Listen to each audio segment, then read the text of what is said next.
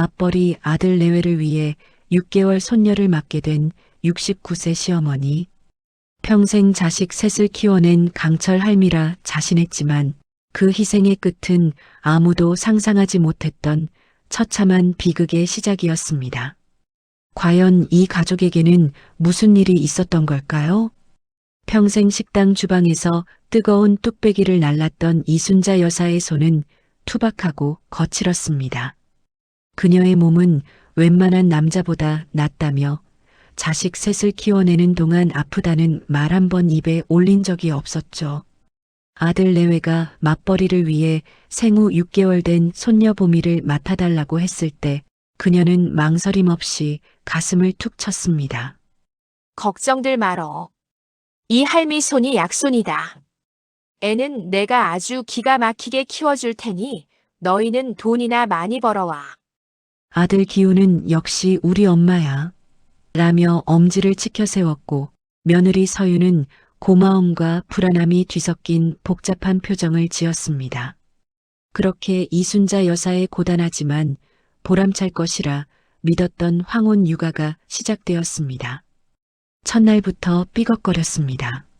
며느리 서유는 출근하기 전 A4 용지에 빽빽하게 적은 보미 하루 일과표를 식탁 위에 올려놓았습니다. 수유 시간은 3시간 간격으로 정확히, 낮잠은 1시부터 2시간, 기저귀는 앱에 꼭 기록할 것. 순자 여사는 어이가 없다는 듯 헛웃음을 쳤습니다. 아이고, 사람 키우는 게 무슨 기계 맞추는 일이냐. 배고프면 먹이고 졸리면 재우면 되는 거지. 그녀는 며느리가 남기고 간 종이를 대수롭지 않게 구겨 싱크대 구석에 던져버렸습니다. 그녀에게는 30년 넘게 쌓아온 자신만의 육아 데이터가 있었으니까요. 문제는 순자 여사의 몸이 예전 같지 않다는 것이었습니다. 보미는 유난히 등 센서가 예민해서 눕히기만 하면 자지러지게 울어댔습니다. 결국 순자 여사는 아기띠로 온종일 보미를 등에 업은 채 집안일을 해야만 했습니다. 묵직하게 어깨를 짓누르는 무게에 허리가 끊어질 듯 아파왔고 밤이면 손목이 시큰거려 잠을 설쳤습니다. 그럴 때마다 그녀는 약국에서 사온 값싼 파스를 덕지덕지 붙이며 고통을 사겠습니다. 아들이 전화해서 엄마 힘들지 않아? 라고 물을 때면 그녀는 오히려 목소리를 높여 괜찮다고 손사래를 쳤습니다. 힘들다는 말은 곧 자신이 늙고 쓸모 없어졌다는 것을 인정하는 것만 같아 자존심이 허락하지 않았습니다. 어느 날 저녁 퇴근한 며느리 서윤이 보미의 기저귀를 갈다가 미간을 찌푸렸습니다. 어머님, 제가 기저귀 갈 때마다 꼭 이 연고 발라주시라고 말씀드렸잖아요. 서윤이 가리킨 곳에는 아이의 엉덩이에 옅게 붉은 발진이 올라와 있었습니다. 순자 여사는 아궁이에 뜨거운 재를 발라주며 키웠던 옛날을 떠올렸지만 차마 그 말은 꺼내지 못했습니다. 그저 깜빡했다며 멋쩍게 웃어넘길 뿐이었죠. 그녀는 아직 몰랐습니다. 그 작은 붉은 반점이 곧 거대한 갈등의 신호탄이 될 것이라는 사실을 말입니다. 순자 여사의 새벽은 끙 하고 앓는 소리와 함께 시작되었습니다. 밤사이 뻣뻣하게 굳은 허리를 두드리고 욱신거리는 손목을 주무르는 것이 그녀의 새로운 아침 인사가 되었죠. 손목 보호대를 차지 않은 날이 없었고 허리에는 파스가 떨어질 날이 없었습니다. 하지만 그녀는 아들 내외가 걱정할까 아프다는 내색 한 번 하지 않았습니다. 오히려 며느리 서윤이 출근하고 나면 씩씩하게 팔을 걷어붙이고 본격적인 육아 전쟁에 돌입했습니다. 어느 날 아침 서윤은 아이스박스 하나를 부엌 식탁에 올려놓았습니다. 그 안에는 알록달록한 용기에 담긴 고가의 유기농 이유식이 가득 들어 있었죠. 어머님, 이게 요즘 엄마들 사이에서 제일 유명한 거래요. 영양 설계도 다 되어 있고요. 하루 2번 꼭 이걸로 먹여주세요. 순자 여사는 며느리가 출근하자마자 용기 하나를 열어보았습니다. 열어보니 멀건 것이 색깔도 밍밍하고 냄새도 어쩐지 시큼털털했습니다. 순자 여사는 혀를 끌끌 찼습니다.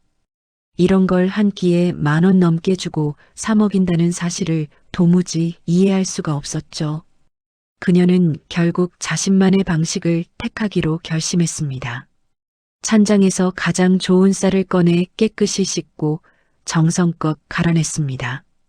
뽀얀 쌀뜨물에 곱게 간 쌀을 넣고 뭉근한 불에 오랫동안 저어가며 쌀 미음을 끓였습니다. 구수한 냄새가 집안에 퍼지자 비로소 마음이 놓이는 듯 했습니다. 봄이야, 이게 진짜 밥이란다. 할미가 주는 게 보약이야. 그녀는 조심스럽게 쌀 미음을 식혀 보미의 입에 넣어 주었습니다. 보미는 작은 입을 오물거리며 할머니가 떠먹여주는 쌀 미음을 넙죽넙죽 잘도 받아 먹었습니다. 그 모습을 보는 순자 여사의 얼굴에 비로소 환한 미소가 번졌습니다. 역시 자신의 경험이 옳았다는 뿌듯함에 아팠던 허리와 손목의 통증마저 잊은 듯 했습니다. 그녀는 며느리가 사다 놓은 유기농 이유식은 손도 대지 않고 찬장 구석에 밀어 넣었습니다. 그리고 자신이 쌀 미음을 끓였던 작은 냄비를 아무도 모르게 뽀득뽀득 씻어 제자리에 두었습니다. 그것은 손녀를 위한 최선의 사랑이라 믿었지만 동시에 가족에게 처음으로 만든 위태로운 비밀이었습니다. 퇴근한 며느리 서윤이 보미를 목욕시키는 평화로운 저녁 시간이었습니다. 아기 욕조에서 첨벙거리며 해맑게 웃는 아이를 보며 하루의 피로를 잊던 그녀의 눈에 무언가 이상한 것이 들어왔습니다. 보미의 보드라운 등과 배에 마치 좁쌀을 뿌려놓은 듯 자잘한 붉은 반점이 오돌토돌 돋아나 있었습니다. 서윤의 심장이 쿵 하고 바닥으로 떨어지는 것 같았죠. 그녀는 아이를 서둘러 수건으로 감싸 안고는 곧장 부엌으로 향했습니다. 불길한 예감에 휩싸인 그녀의 손이 향한 곳은 바로 며칠 전 사다 놓은 유기농 이유식이 담긴 찬장이었습니다. 아이스박스를 열자 알록달록한 이유식 용기들이 그녀가 놓아둔 그대로 단 하나도 줄어들지 않은 채 차갑게 놓여 있었습니다. 그 순간 서윤의 머릿속에서 모든 퍼즐 조각이 맞춰졌습니다. 거실에서 텔레비전을 보던 순자 여사에게 서윤은 차갑게 식은 이유식 용기 하나를 들고 다가갔습니다. 그녀의 목소리는 애써 누른 분노와 배신감으로 가늘게 떨리고 있었습니다. 어머님, 제가 봄이 이거 먹이라고 분명히 말씀드렸죠? 이거 왜 그대로 있어요? 순자 여사는 마치 도둑질을 하다 들킨 사람처럼 얼굴이 새빨개졌습니다. 손주를 위한 일이었다고 변명하고 싶었지만 입이 떨어지지 않았습니다. 그녀가 우물쭈물하는 사이 서윤은 보미의 옷을 살짝 들쳐 몸에 난 붉은 반점을 보여주며 절규하듯 외쳤습니다. 이것 좀 보세요. 애 몸이 이게 뭐예요? 어머님이 멋대로 이상한 거 먹이셔서 그렇잖아요.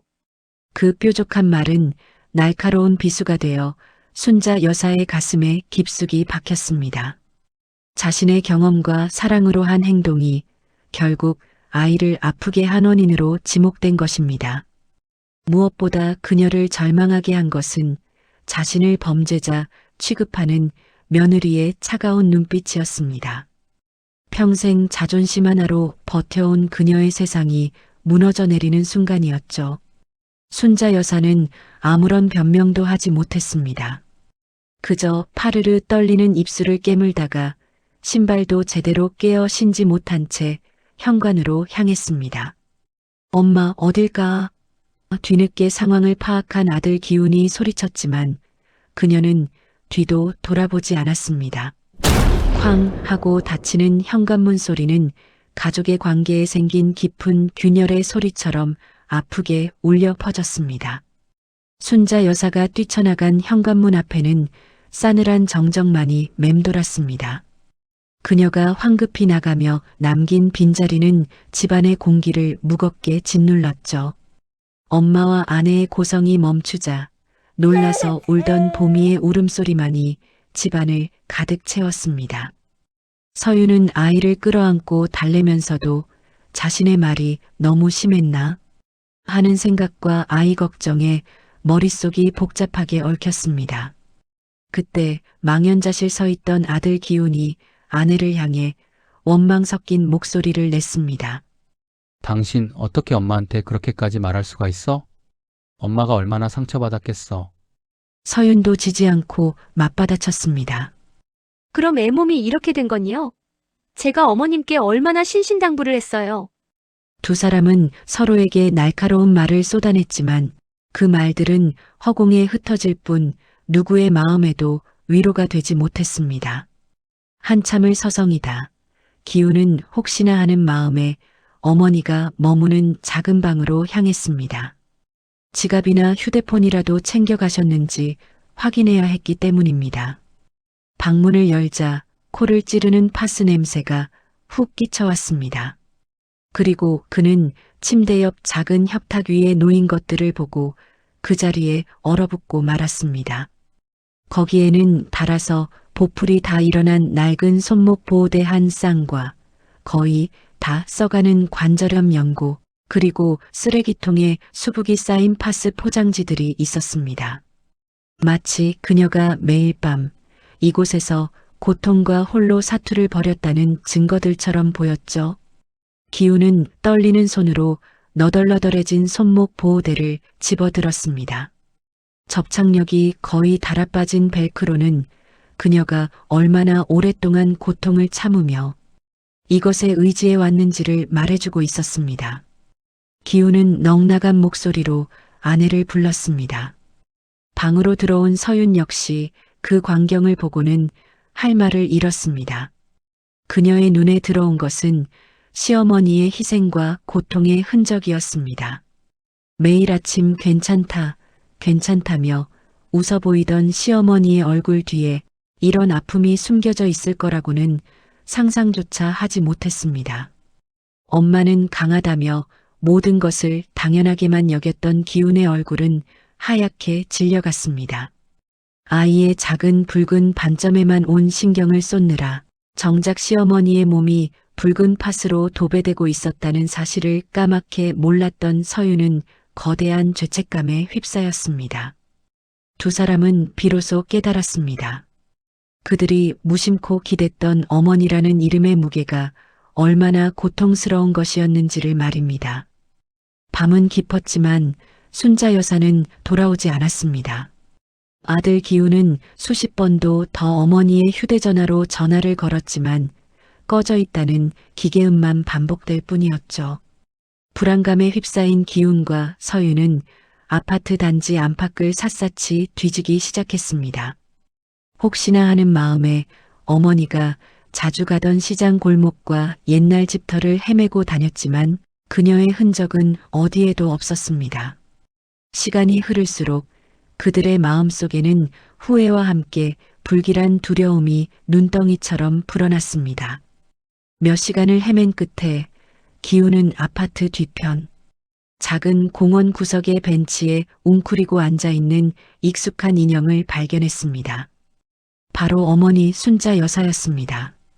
언제나 꼿꼿하던 그녀의 어깨는 힘없이 축 처져 있었고 가로등 불빛 아래 드러난 얼굴은 더없이 작고 늙어 보였습니다. 기훈은 달려가 어머니의 어깨를 붙잡았습니다. 엄마, 여기서 뭐 하고 있어? 얼마나 걱정했는지 알아? 하지만 순자 여사는 아들을 쳐다보지도 않은 채 그저 자신의 거친 손등만 내려다볼 뿐이었습니다. 그녀의 침묵은 어떤 고함보다도 더 아프게 아들의 가슴을 찔렀습니다. 집으로 돌아오는 차 안 기훈은 한참을 망설이다 어렵게 입을 열었습니다. 그는 방에서 보았던 낡은 손목 보호대와 파스 더미가 머릿속을 떠나지 않았습니다. 엄마, 내가 생각해봤는데 이제 보미는 사람을 쓰는 게 좋겠어. 엄마 몸이 너무 상했어. 이제는 좀 쉬셔야지. 그것은 아들로서 내릴 수 있는 최선의 그리고 가장 합리적인 해결책이라 믿었습니다. 어머니의 고통을 덜어드리고 싶다는 진심 어린 제안이었죠. 하지만 그 말은 순자 여사에게 전혀 다른 의미로 가닿았습니다. 순자 여사는 처음으로 고개를 들어 아들을 똑바로 쳐다보았습니다. 그녀의 눈에는 원망도 슬픔도 아닌 모든 것을 체념한 듯한 공허함만이 가득했습니다. 그래서 이제 이 늙은이는 쓸모가 없어졌다는 말이구나. 아니라고, 그런 뜻이 아니라고 말하려 했지만 기훈의 목소리는 나오지 않았습니다. 어머니의 말은 차갑고 낮게 가라앉아 있었습니다. 알아서들 해라. 난 이제 아무것도 아닌 사람이니 너희 편한 대로 하면 돼. 그것은 대화가 아닌 관계의 단절을 선언하는 마지막 통보처럼 들렸습니다. 잘못 깨어진 첫 단추는 결국 옷 전체를 망가뜨리고 만 것이었습니다. 그날 이후 집안의 시간은 흐르지 않고 멈춰버린 듯 했습니다. 순자 여사는 아들 내외의 집에 더 이상 머물지 않고 자신의 작은 집으로 돌아가 버렸습니다. 그녀는 아들의 전화도 며느리의 문자도 받지 않았습니다. 마치 세상과 모든 문을 닫아버린 섬처럼 스스로를 깊은 침묵 속에 가두었죠. 결국 아들 내외는 급하게 인터넷으로 구한 베이비시터를 들였습니다. 젊고 유능한 베이비시터는 서윤이 원했던 대로 모든 것을 앱에 기록하고 과학적인 방식으로 보미를 돌봤습니다. 집안은 다시 평온을 되찾은 듯 보였지만 그 평온은 어딘가 부자연스럽고 서늘했습니다. 구수한 된장찌개 냄새 대신 낯선 사람의 향수 냄새가 났고 구성진 트로트 가락 대신 적막함이 흘렀습니다. 서윤은 복직을 했지만 마음은 편치 않았습니다. 사무실 컴퓨터 모니터를 보면서도 문득문득 시어머니의 축 처진 어깨가 떠올라 가슴이 철렁 내려앉곤 했습니다. 시어머니가 남기고 간 낡은 손목 보호대는 버리지도 못하고 서랍 안에 넣어두었는데 마치 가시처럼 그녀의 마음을 찔렀습니다. 기훈 역시 마찬가지였습니다. 효도를 한다고 생각했던 자신의 제안이 어머니에게 얼마나 큰 상처가 되었는지를 뒤늦게 깨닫고 괴로워했죠. 그는 몇 번이고 어머니의 집을 찾아갔지만 굳게 닫힌 문은 열리지 않았습니다. 그러던 어느 주말 오후였습니다. 서윤은 보미에게 앨범을 보여주며 사진 속 인물들을 하나하나 알려주고 있었습니다. 이 사람은 아빠, 이 사람은 엄마. 그러다 최근에 찍은 순자 여사가 보미를 업고 환하게 웃고 있는 사진을 가리켰습니다. 봄이야, 이분은 할머니야. 우리 봄이 제일 사랑하는 할머니. 그녀의 목소리는 자신도 모르게 살짝 젖어 있었습니다. 그때였습니다. 사진 속 순자 여사를 뚫어져라 쳐다보던 보미가 작은 손가락으로 사진을 콕 짚으며 아주 서툰 발음으로 소리를 냈습니다. 미. 세상에서 가장 부정확하고 서툰 옹알이였습니다. 하지만 그 한마디는 닫혔던 시간의 문을 여는 열쇠처럼 서윤과 기훈의 심장에 정확히 날아와 박혔습니다. 두 사람은 서로를 마주 보았고 그들의 눈에는 똑같은 후회와 그리움의 눈물이 고여 있었습니다. 아이가 기억하는 첫 단어 속에 그들이 외면했던 사랑의 증거가 고스란히 담겨 있었던 것입니다. 보미의 서툰 옹알이는 멈춰있던 가족의 시간을 다시 흐르게 만들었습니다. 그날 저녁 기훈과 서윤은 보미를 차에 태우고 무작정 순자 여사의 집으로 향했습니다. 이번에도 문이 열리지 않으면 열릴 때까지 문 앞에서 기다릴 작정이었습니다. 아파트 앞에 도착하자 두 사람은 믿을 수 없는 광경을 목격했습니다. 순자 여사의 집 앞에 119 구급차가 서 있었고 들것에 실린 어머니가 구급차 안으로 옮겨지고 있었습니다. 그녀의 얼굴은 고통으로 하얗게 질려 있었고 의식조차 희미해 보였습니다. 기훈과 서윤은 사색이 되어 구급차로 달려갔습니다. 이웃 주민의 말에 따르면 순자 여사는 며칠 전부터 허리가 아파 꼼짝도 못하다가 결국 오늘 아침 실신한 채로 발견되었다고 합니다. 급성 허리 디스크 파열이었습니다. 오랫동안 무거운 것을 들고 무리한 것이 한꺼번에 터져버린 것이었죠. 응급실 침대에 누워 고통에 신음하는 어머니의 모습을 보며 기우는 참았던 울음을 터뜨리고 말았습니다. 그는 의사의 바짓가랑이라도 붙잡을 듯 애원했습니다. 선생님, 제발 우리 엄마 좀 살려주세요. 제가 다 잘못했습니다. 제발. 그의 절규는 어머니를 향한 것이자 자기 자신을 향한 뒤늦은 참회였습니다. 수술은 성공적으로 끝났지만 순자 여사는 꼼짝없이 병상에 누워 지내야 했습니다. 서윤은 망설임 없이 회사에 휴직계를 냈습니다. 그리고 그날부터 병실의 작은 간이 침대는 그녀의 차지가 되었습니다. 서윤은 잠을 쪼개가며 시어머니의 대소변을 받아내고 땀에 젖은 몸을 닦아주었습니다. 순자 여사는 처음에는 내가 왜 이런 걸 하냐, 당장 집에 가라며 그녀를 밀어냈습니다. 자신의 가장 약하고 초라한 모습을 며느리에게 보이고 싶지 않은 마지막 자존심이었죠. 하지만 서윤은 묵묵히 그녀의 곁을 지켰습니다. 어느 날 밤 잠결에 깬 순자 여사는 간이 침대에서 새우잠을 자고 있는 며느리의 모습을 보았습니다. 고된 간병에 지쳐 헬쑥해진 며느리의 얼굴을 보자 그녀의 마른 눈가에서 뜨거운 것이 흘러내렸습니다. 미움과 원망으로 굳어있던 마음의 벽이 소리 없이 허물어지고 있었습니다. 그녀는 떨리는 손을 뻗어 며느리의 머리카락을 아주 조심스럽게 쓸어 넘겨주었습니다. 순자 여사는 무사히 퇴원하여 아들 내외의 집으로 돌아왔습니다. 하지만 허리에 철심을 박은 그녀는 더 이상 예전처럼 자유롭게 움직일 수 없었죠.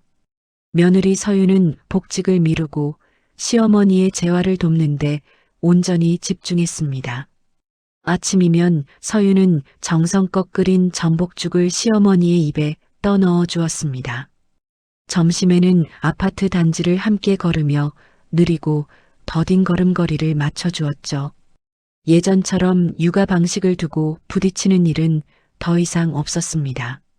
서로에게 남은 것은 미안함과 고마움, 그리고 말로 다 표현할 수 없는 끈끈한 정이었습니다. 어느 주말 오후 순자 여사는 부엌에서 들려오는 구수한 냄새에 잠이 깼습니다. 아들 기훈이 서툰 솜씨로 된장찌개를 끓이고 있는 것이었습니다. 그는 인터넷 레시피를 보며 허둥대고 있었지만 그 모습이 왠지 모르게 듬직해 보였습니다. 아들이 끓인 찌개는 어머니의 손맛에 비하면 한참이나 밍밍하고 맛이 없었습니다. 하지만 세 사람은 식탁에 둘러앉아 그 어느 때보다 맛있는 식사를 했습니다. 그날 이후 주말 저녁은 기훈이 요리사, 서윤이 보조, 그리고 순자 여사가 감독을 맡는 새로운 가족의 전통이 되었습니다. 시간이 흘러 순자 여사의 허리는 많이 회복되었습니다. 어느 날 그녀는 베이비시터가 보미에게 책을 읽어주는 모습을 가만히 지켜보았습니다. 그리고는 조용히 며느리를 불렀습니다. 애미야, 나도 저런 걸 좀 배워보면 안 되겠냐? 글씨는 내가 읽을 줄 아는데. 며칠 뒤 서윤은 시어머니의 손을 잡고 동네 문화센터의 동화 구연 지도사반에 등록했습니다. 평생 받아쓰기만 해봤던 순자 여사에게는 모든 것이 낯설고 어려웠습니다. 하지만 그녀는 손녀에게 멋진 이야기를 들려주고 싶다는 일념으로 열심히 수업을 들었죠. 저녁이면 순자 여사는 서툰 솜씨로 보미에게 동화책을 읽어주었습니다. 옛날에. 하고 운을 때는 할머니의 목소리를 들으며 보미는 할머니의 무릎을 베고 스르르 잠이 들었습니다. 그 평화로운 모습을 바라보며 서윤과 기우는 비로소 깨달았습니다. 진정한 할미 손은 아이를 업어 키우는 손이 아니라 따뜻한 목소리로 사랑을 들려주는 손이라는 것을 말입니다. 집안에 다시 퍼지기 시작한 된장찌개 냄새는 아픔을 딛고 비로소 함께하는 가족이 된 그들의 새로운 시작을 알리고 있었습니다. 자식의 무심함에 온몸이 멍든 어머니의 몸과 마음. 뒤늦은 후회와 눈물은 과연 다친 어머니의 마음에 닿을 수 있을까요? 차갑게 식어버린 집에서 비로소 발견한 낡은 손목 보호대의 진실. 여러분의 가슴을 울릴 이 가족의 이야기가 다음 편에서 계속됩니다. 시청해 주셔서 대단히 감사합니다. 고부 갈등 해설장이었습니다. 구독과 좋아요는 더 좋은 이야기를 만드는데 큰 힘이 됩니다.